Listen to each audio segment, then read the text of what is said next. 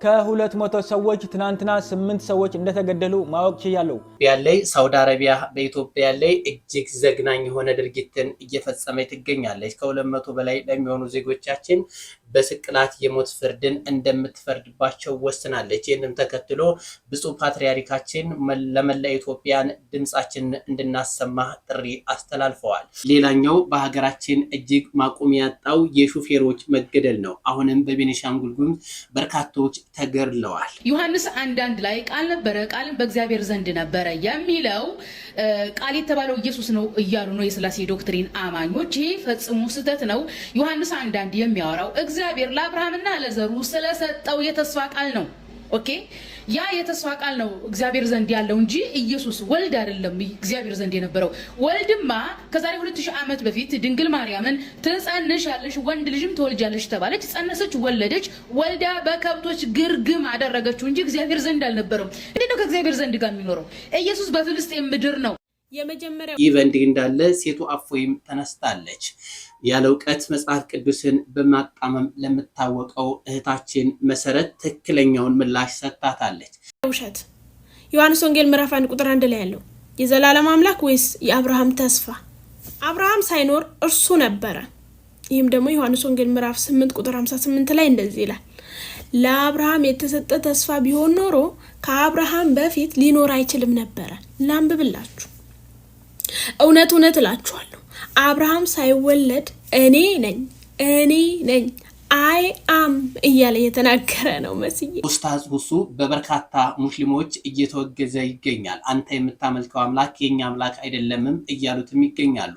ጋይስ ይቺ ቅንቅናም ሴትዮ የምትለውን እስቲ ያዳምጠን እንመለሳለን። በነገራችን ላይ ብሎክ አርጋኛለች። በደንብ ያሳያል። ሲጀመር ግለሰቡም ለውይይቱ የተጠቀመው ከእነሱ ያገኘውን የተዛባ መረጃ መሆኑን ታዝበ ወሃቢዮች ፍጡር አምላኪነታችሁ ሲባነንባችሁ ደግሞ አህባሾች ከእፎይ ጋር ምናምን በስቅን ማለት ጀመራችሁ አጀንዳ ለማስቀየር።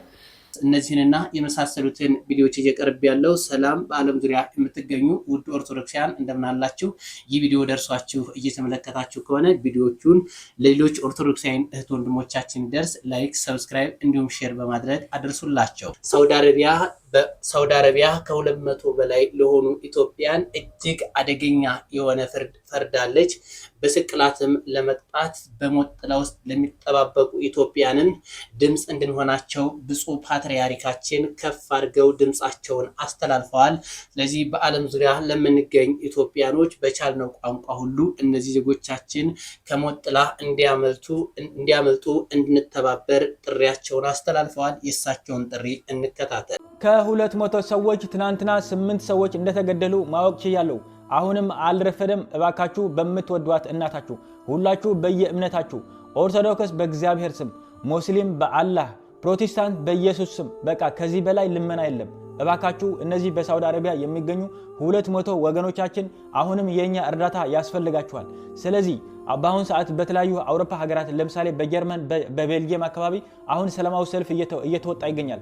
ስለዚህ እናንተ በቤታችሁ ሆናችሁ ላይክ ብቻ ሼር ብቻ አድርጉልኝ እቺ ቪዲዮ ማለት ነው።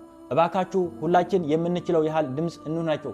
እነዚህ ወገኖቻችን አስቡት 200 ሰዎች በአንድ ጊዜ ሲገደሉ አስቡትና ምን ያህል አረበስማም። እባካችሁ በቃ እኔ ልለምናችሁ የምትችሉትን ያህል ለብዙ ሰዎች እንዲዳረስ ላይክ እና ሼር አድርጉልኝ። በቃ በሳውዲ አረቢያ የሚገኙ 200 ሰዎች አስቡት በሀገር ውስጥ ሆነው አባታቸው እና እናታቸው ወንድሞቻቸው እህቶቻቸው በአሁን ሰዓት እነዚህ ከ8 ዓመት በኋላ አስቡትና ስንት መከራ በልቶ ያሳደጓቸው እናትና አባታቸው አሁን መቼ ይመጡ ይሆን ልጆች እያሉ እየጠበቁ በአሁን ሰዓት ልጅሽ ሞተ ተብሎ ሲረዱ አስቡትና ምን ያህል ህመም ስለሚሰማቸው። እባካችሁ አሁንም አልረፈደም። እነዚህ ወገኖቻችን ህይወታቸው የማትረፍ እድሉ ሰፊ ነው። ስለዚህ ሁላችን የምንችለው ቪዲዮ መስራት የምትችሉ ሰዎች ቪዲዮ ስሩ። ቪዲዮ መስራት የማትችሉ ሰዎች ደግሞ በቃ ላይክ ማድረግ ብቻ ይሄ ራሱ አንድ ድምጽ መሆን ነው። ሼር ማድረግ ብቻ አንዱ ድምጽ መሆን ነው። ስለዚህ እባካችሁ እነዚህ 8 ሰዎች ኦሬዲ ሞተዋል። ስለዚህ የተቀሩ 192 አካባቢ ሰዎች አሁን ሌሎችም ሊኖር ይችላሉ።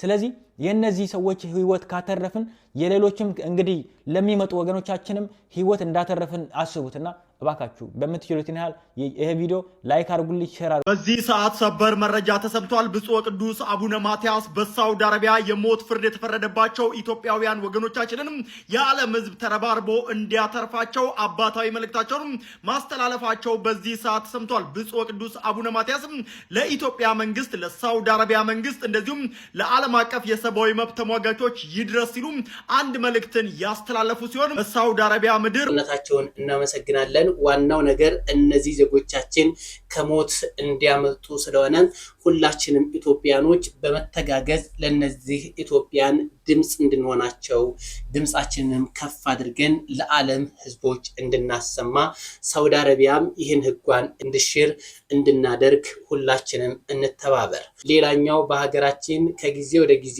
እየተባባሰ የመጣው የሹፌሮች በታጣቂዎች መጠቃት ነው።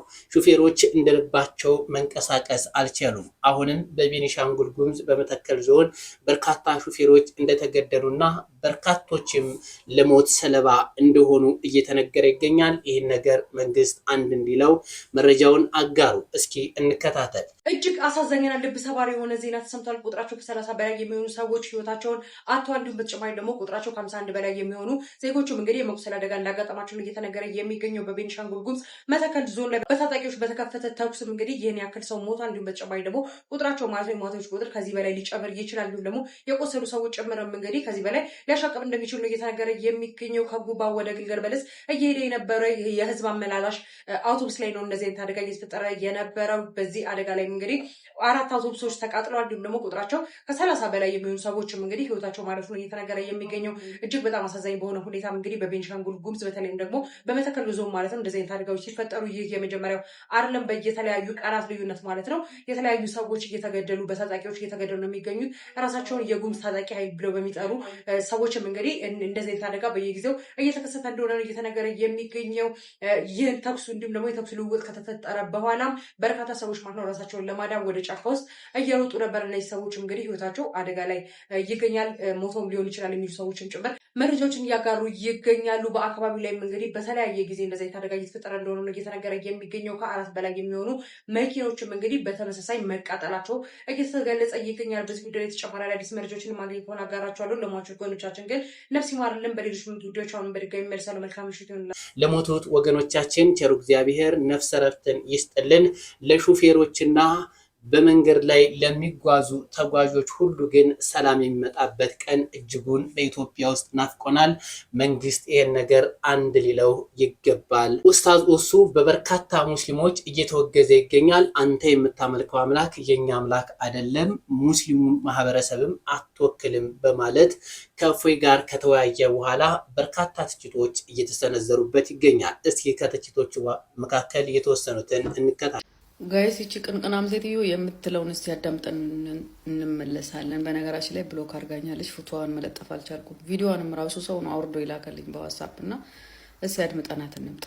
ታዲያ በዚህ ሂደት ውስጥ እጅግ በጣም የሚያሳዝነው አህባሽ ተብሎ የሚጠሩት የእኛዎቹ ወገኖች ዋህብያ እያሉ ለሚጠሩት ቡድን ካላቸው የውስጥ አጀንዳዊ ጥላቻ የተነሳ ረሱል ዓለይሂ ሰላቱ ወሰላምንና እስልምና ሃይማኖታቸውን በግልጽ የሚያንቋሽሽ ግለሰብ መድረክ መስጠታቸው ነው። በጣም የሚያሳዝነው ለዋህብያ ካላቸው ጥላቻ የተነሳ ከአባ ጃህል በላይ ነቢዩን የሚሳደብ ሰው ጋር መተባበራቸው ጥልቅ የሆነ የሞራል ውድቀት ውስጥ መሆናቸውን በደንብ ያሳያል። ሲጀመር ግለሰቡም ለውይይቱ የተጠቀመው ከእነሱ ያገኘውን የተዛባ መረጃ መሆኑን ታዝበ ዋሃብዮች ፍጡር አምላኪነታችሁ ሲባነንባችሁ ደግሞ አህባሾች ከእፎይ ጋር ምናምን በስቅን ማለት ጀመራችሁ አጀንዳ ለማስቀየር።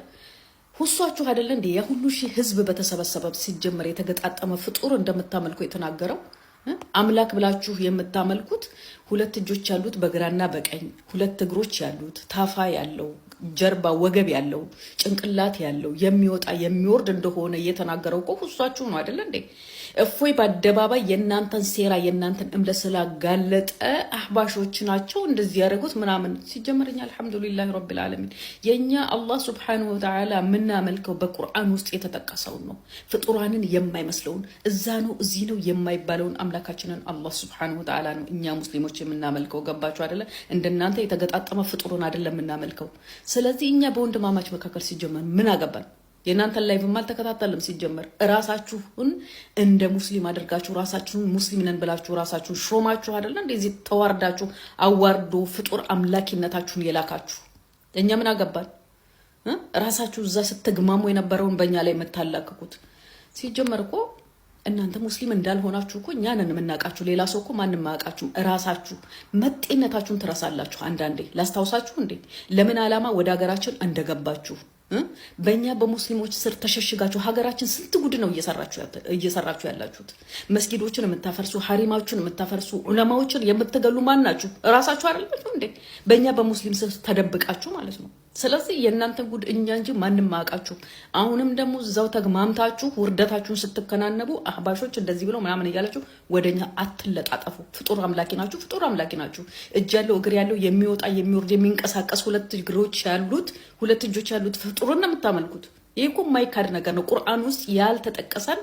ፍጡር ነው የምታመልኩት የኛ አላህ Subhanahu Wa Ta'ala በራሱ በቃሉ ليس كمثله شيء وهو السميع العليم وهو السميع البصير እያለ የጠቀሰውን አምላካችን ነው ፍጡራንን የማይመስለውን በቦታ በአቅጣጫ የማይገለጸውን አምላክ ነው እኛ ምናመልከው ገባችሁ አይደል ወደኛ መለጠፋችሁን ተው ደሞ እኔ ግርም ያለኝ ነገር ምን እንደሆነ ታውቃላችሁ ከክርክሩ በኋላ 20 ምናምን ሰዎች ሰለሙ ለራሳችሁ እስልምና ውስጥ የሌላችሁ ሰዎችን ሰለሙ ብሽሽቅ ነው እንደ እምነት ልትበሻሸቁ ነው እንደ ወጣችሁት ራሳችሁን ሙስሊም ነን ብላችሁ አይደል እንዴ ወጣችሁት ስለዚህ ስትዋረዱ ወርዳታችሁን ራሳችሁ እዛው ተከናነቡ እኛ ምን አገባን ሲጀመርም የለንበትም እንደዚህ አይነት ተልካሻና ተራና ኮተት ነገር ላይ እኛን አታገኙንም እና የገረመኝ እነኛ ሰዎች አሁን መስሙኝ ከሆነ ሁለት እስልምናን ልትቀበሉ ከሆነ የፈለጋችሁት በማና እንዴት እንደምትቀበሉ ራሳችሁን ተድጡ ወደ ማጡ አታደርጉት መስለም ከፈለጋችሁ በተከክለኛ ሰዎች ለራሳቸው እስልምና ውስጥ የሌሉ ጣውት ፍጡርን አምላኪዎች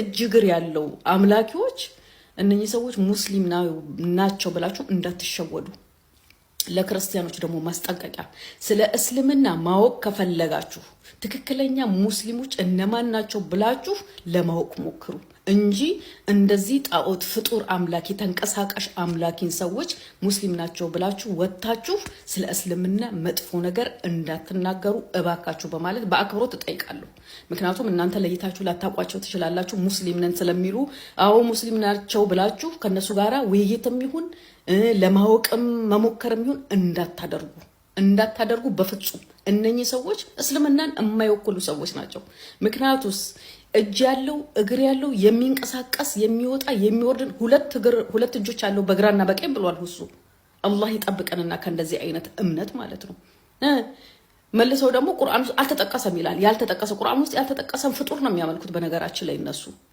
እና ለማለት የፈለኩት እዛው ተግማምታችሁ ራሳችሁን ቻሉ እንጂ እኛ ላይ አትለጠፉ አትንጠልጠሉብን ገባችሁ አይደለ ፍጡር አምላኪ ናችሁ ይሄ የማይካድ እውነት ነው እኛ አምላካችንን አላህ Subhanahu Wa Ta'ala በፍጡራን ባህሪ አንገልጽም እዛ ነው እዚህ ነው ይያለን እንደ ፍጡራን ቦታለው ይያለን አንገልጽም አልহামዱሊላሂ ረቢል ዓለሚን እና እዛው ተግማምታችሁ ራሳችሁን ቻሉ ለማለት ያከል ነው የኔንም ቪዲዮ ብዙ ሰው ጋር እንዲደርስ በተለይ ልጅቱ ጋር እንዲደርስ ኮፒ ሊንክ ሼር አድርጉ ደርሶኛል መስዬ ለማንኛውም ማለት ነው ቪዲዮን ሼር ኮፒ ሊንክ አድርጉት እንግዲህ መሲ በኔ ቪዲዮ መጣለች ማለት ነው ጭራሽ ውሸት የሆነ ነገር ትልቅ ውሸት ነው ዛሬ ምናፈርሰው ማለት ነው ጌታ ምስክሬና ሼር አድርጉት ቪዲዮን ሰምተን እንምጣ ዮሐንስ 1:1 ላይ ቃል ነበረ ቃልም በእግዚአብሔር ዘንድ ነበረ የሚለው ቃል የተባለው ኢየሱስ ነው እያሉ ነው የሥላሴ ዶክትሪን አማኞች ይሄ ፈጽሞ ስህተት ነው ዮሐንስ 1:1 የሚያወራው እግዚአብሔር ለአብርሃምና ለዘሩ ስለሰጠው የተስፋ ቃል ነው ኦኬ ያ የተስፋ ቃል ነው እግዚአብሔር ዘንድ ያለው እንጂ ኢየሱስ ወልድ አይደለም እግዚአብሔር ዘንድ የነበረው ወልድማ ከዛሬ 2000 ዓመት በፊት ድንግል ማርያምን ትጸንሻለሽ ወንድ ልጅም ትወልጃለሽ ተባለች ጸነሰች ወለደች ወልዳ በከብቶች ግርግም አደረገችው እንጂ እግዚአብሔር ዘንድ አልነበረም እግዚአብሔርማ መኖሪያው በሰማይ ነው ከእግዚአብሔር ዘንድ ማን ነበር ያለ እግዚአብሔር ራሱ ይስታል ከእግዚአብሔር ጋር ማንንም አልነበረም ስለዚህ ኢየሱስ ከእግዚአብሔር ዘንድ ጋር ነበር ብላል መለሰች ምንድነው ከእግዚአብሔር ዘንድ ጋር የሚኖረው ኢየሱስ ነባቢ መለኮት የሚባለው ዮሐንስ ከአራቱ ወንጌላውያን አንዱ ነው የዮሐንስ ወንጌልንም መለኮታዊ የሆነውን ቃልን ቁልጭ አድርጎ ገልጾልናል ምንም ጥያቄ የማይነሳበትን ይህንን እንግዲህ ለተንኮሏ ወሃቢዩዋ መሰረት አጣማ ተርጉመዋለች። ለዚህም እህታችን አስፈላጊውን ምላሽ ሰጣታለች፣ ትክክለኛውን ምላሽ ሰጣታለች። ምን አለች መሰላችሁ? መሰረት የዮሐንስ ወንጌል ምዕራፍ 1 ከቁጥር 1 በመጀመሪያም ቃል ነበር፣ ያ ቃልም እግዚአብሔር ነበር እያለ ይቀጥላል። እግዚአብሔር ወልድን መለኮቱን ሲገልጽ ማለት ነው። ያም ኢየሱስ ክርስቶስ እግዚአብሔር ወልድ እንደሆነ ይናገራል። ያንን ታዳ መሰረት አጣማ ዮሐንስ ወንጌል የሚለው ለአብርሃምና ለኖህ ቃል ኪዳን የገባው ቃል እንጂ ኢየሱስ ክርስቶስ አይደለም በማለት ክርስቶስን ተሳድባለች። እንደውም የክርስትናን አስተምሮ አጣማዋለች። ለዚህ ታዳ ይችታችን እጅግ ደስ የሚል ምላሽ ከጥቅስ ጋር ሰጣታለች። እንከታተል። ፍልስጤም ምድር ነው። የመጀመሪያው ውሸት ዮሐንስ ወንጌል ምዕራፍ 1 ቁጥር 1 ላይ ያለው የዘላለም አምላክ ወይስ የአብርሃም ተስፋ? አብርሃም ሳይኖር እርሱ ነበረ። ይህም ደግሞ ዮሐንስ ወንጌል ምዕራፍ 8 ቁጥር 58 ላይ እንደዚህ ይላል። ለአብርሃም የተሰጠ ተስፋ ቢሆን ኖሮ ከአብርሃም በፊት ሊኖር አይችልም ነበረ። ላንብብላችሁ። እውነት እውነት እላችኋለሁ አብርሃም ሳይወለድ እኔ ነኝ አይ አም እያለ የተናገረ ነው መስዬ በደንብ ኢየሱስ ስለኔ የሚነገር ተስፋ ነበር አላለ። እኔ ነኝ በማለት ከአብርሃም በፊት የነበረውን ዘላለማዊ አምላክ መሆኑን አረጋገጠ። የተስፋ ቃል ደግሞ እኔ ነኝ ብሎ አይናገርም። ለአንቺ ጥያቄ ዓለምን የፈጠረው ተስፋ ነው? ምን ይላል? አነበባችሁት? ሁሉ በእርሱ ሆነ፣ ከሆነም እንኳን አንዳች ያለ እርሱ አልሆነም።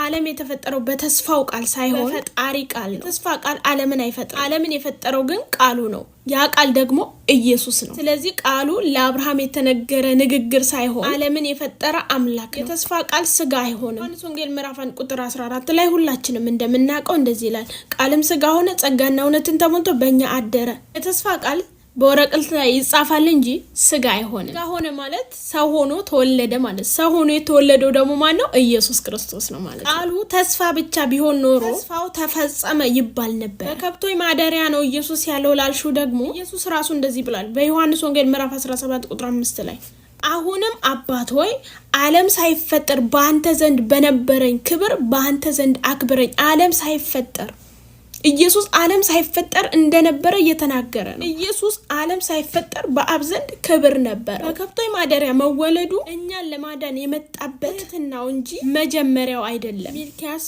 ምዕራፍ 5 ቁጥር 2 አውጡት።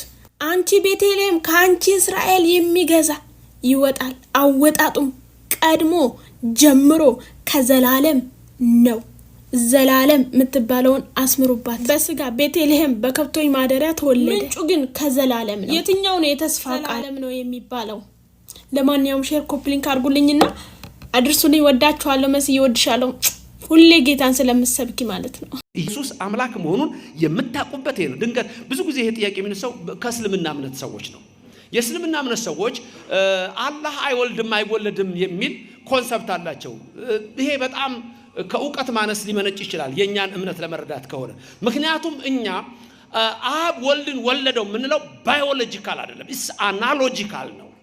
አናሎጂ እና ባዮሎጂ የተለያዩ ናቸው። ትንሽ ቃሉ የፍልስፍናና ሪሊጂየስ ስለሆነ ዝም ብዬ ላንሳላችሁ ብዬ ነው። በስጋ አንድ ሰው እንደሚወልደው ማለት አይደለም። እሱ ነው መጀመሪያ ገና ትልቁ ችግር እሱ ነው። አያችሁ? ስለዚህ ብዙ ጊዜ የሚነሳው ኢየሱስ አምላክ ነኝ ብሏል እንዴ? የት ጋር ነው ኢየሱስ አምላክ ነኝ ያለው? አረ በጠቅላላ አምላክ ነኝ ነው እንጂ ያለው። አምላክ ነኝ ያለው በሁሉ ቦታ። ዮሐንስ ወንጌል ምዕራፍ 10 ቁጥር 31 ላይ ምን አለ? እኔና አብ አንድ ነን። እኔና አብ አንድ ነን። እነሱ እንደ ነብይ ያዩታል። ዮሐንስ ወንጌል ምዕራፍ 8 ቁጥር 58 ላይ ምን አለ? ዮሐንስ ወንጌል ምዕራፍ 8 ቁጥር 58 ላይ እኔ ከአብርሃም በፊት አለሁ አለ። ከአብርሃም በፊት አለሁ። ተመልከቱ። አይሁድ ሊወግሩት ድንጋይ አነሱ። እንደውም አንዳንዶች ምን አሉ? አንተ ገና 50 ዓመት ያልሞላ አብርሃምን አይተሃል እንዴ አሉት። እንደውም ልንገራችሁ አብርሃም የኔን ቀን ያይ ዘንድ ተመኘ አላቸው። ክብርና ምስጋና ለእግዚአብሔር ይድረሰው። ኢየሱስ የአብርሃም አምላክ ነው። ኢየሱስ የያዕቆብ አምላክ ነው። ኢየሱስ የቅዱሳን አምላክ ነው። ኢየሱስ የነቢያት አምላክ ነው። በነቢያቱ ነገረን ያለው እሱ ራሱ ነው የነገረን። አብ ተናገረ ቢል ወልድ ተናገረ፣ መንፈስ ቅዱስ ተናገረ ነው። በመጨረሻ እዚህ መጥቶ ግን ከድንግል ማርያም ተወልዶ ከስጋዋ ስጋ ነስቶ ራሱ ነገረን። ልዩነቱ ይሄ ነው። ኢየሱስ አምላክ ነኝ በላላ አምላክ ነኝ ነው ያለው። ዮሐንስ ወንጌል ምዕራፍ 8 ቁጥር 33 ላይ ድንጋይ አንስተው ሊገሉት ምን ነው ሲላቸው አምላክ ነኝ ብለሃል። ተወርኩት አምላክ ነኝ ብለሃል። እኛ ዘንድ ግን ሁሉ ጊዜ ኢየሱስ ምንድነው? አምላክ ነው። ስሙ የተመሰገነ ይሁን። ምንድነው? ኢየሱስ ክርስቶስ አምላክ ነው። ትናንትና ሳስተምር ያነሳሁት ነበረ። የሪፎርሜሽን የተሐድሶ እንቅስቃሴ ጀርመኒ ውስጥ ሲጀምር አንዱ ትልቁ ነገር ያደረጉት የወሰኑት ምንድነው? ኢየሱስ እግዚአብሔር አይደለም ብለው ነው የወሰኑት። ይሄ ነው። ድንገት እዚህ ውስጥ ዛሬ ከሌላ እምነት የመጣች ሰዎች ካላችሁ በፕሮቴስታንት በሪፎርሜሽን ሙቭመንት በተሐድሶ የተወሰነው ኢየሱስ እግዚአብሔር አይደለም የሚል ነው። ክብር ለእግዚአብሔር ብቻ የሚል ነው እነሱ ጋር። ኢየሱስ ግን እግዚአብሔር አይደለም ነው። ተመልከቱ። ይሄ ነው ትልቁ የጣላቸው ነው። በልጁ በመጨረሻው ዘመን ተናገረን ሲል ራሱ መጥቶ አንድም አብ በወልድ ህልው ሆኖ ነገረን ነው። ትዝ ይላችኋል። ክርስቶስ ለስም አጠራሩ ክብር ምስጋና ይግባውና በዮሐንስ ወንጌል ምዕራፍ 14 ቁጥር 6 ላይ ለደቀ መዛሙርቱ ሲነግራቸው አነ ውእቱ ፍኖተ ጽድቅ ወሕይወት አለ። እኔ መንገድና እውነት ሕይወት ነኝ አለ። መንገድ፣ እውነት፣ ሕይወት። ልብ በሉ ሶስቱን ቃላት መንገድ፣ እውነት፣ ሕይወት። ሕይወት እኔ ነኝ አለ። እውነት እኔ ነኝ አለ። ከዚህ በላይ ምን ይበል ኢየሱስ? መንገድ እኔ ነኝ አለ። ሌላው ሰው መንገድ ዝም ብሎ መንገድ ይመስለዋል፣ የሚያደርስ ይመስለዋል። መንገድ ማለት ሃይማኖት ማለት ነው። ሃይማኖት እኔ ነኝ ማለት ነው።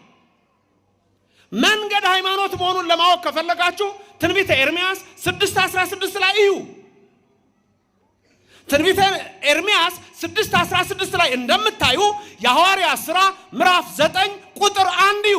በዛ መንገድ የሚሄዱትን ይላል። በዛ ሃይማኖት ሲል ነው። ኢየሱስ ክርስቶስ አነ ውእቱ ፍኖተ ጽድቅ ወሕይወት ሲል እኔ ሃይማኖት ነኝ፣ እኔ እውነት ነኝ፣ እኔ ሕይወት ነኝ ነው ያለው። ብዙዎች ያልገባቸው እንደውም በዛ ጊዜ ያልገባው ሌላ ሰው ነበር። ፊልጶስ እዛው ከሐዋርያቱ መካከል ጌታ ሆይ አለው ወደ አብ የሚያደርስ ሌላ እንደው መንገድ የተለያየ መስሎታል። በመለኮት በእዘዝ አገዛዝ አንድ መሆኑ አልገባውም። ሚስጥረ ሥላሴ ጌታ ሆይ አብን አሳየንና ይበቃናል አለው። ማንን አሳየን? አብን አሳየንና ይበቃናል። ኢየሱስ ምንድን ያለው? ገሰጸው። አንተ ፊልጶስ እስከ ዛሬ ከናንተ ጋር ስኖር አታውቀኝምን? እስከ ዛሬ ከናንተ ጋር ስኖር አታውቀኝምን? አይገርምም? አብ ወልድ መንፈስ ቅዱስ አይበላለጡም፣ አይተናነሱም። አብ ወልድን አይበልጠውም፣ መንፈስ ቅዱስንም አይበልጥም። ወልድ አብን አይበልጥም፣ መንፈስ ቅዱስን አይበልጥም። አብ ሁሉን ቻይ ነው። ወልድ ሁሉን ቻይ ነው። መንፈስ ቅዱስ ሁሉን ቻይ ነው። ሶስት ሁሉን ቻዮች አይባልም። ስንት ሁሉን ቻይ? አንድ። አብ ፈጣሪ ነው። ወልድ ፈጣሪ ነው። መንፈስ ቅዱስ ፈጣሪ ነው። ሶስት ፈጣሪዎች አይባልም። ስንት ፈጣሪ? አንድ ፈጣሪ በመፍጠር አንድ ነው። ይሄ ነው እኮ ሚስጥረ ሥላሴ። ብዙዎቹ ያልገባቸው ይሄ ነው። ኢየሱስ ክርስቶስ እኔ እግዚአብሔር ነኝ ብሏል ወይ? እኔ አምላክ ነኝ ብሏል ወይ? አዎ። የት ያውቁታል? መጽሐፉ። መምህራችንን እናመሰግናለን። ቃለ ሕይወት ያሰማል። ውድ ኦርቶዶክሳውያን እስከ ሰዓት ድረስ አብራችሁ ስለቆያችሁ አመሰግናለሁ። በቀጣይ ቪዲዮ እስከምንገናኝ ድረስ ሰላም ቆዩ።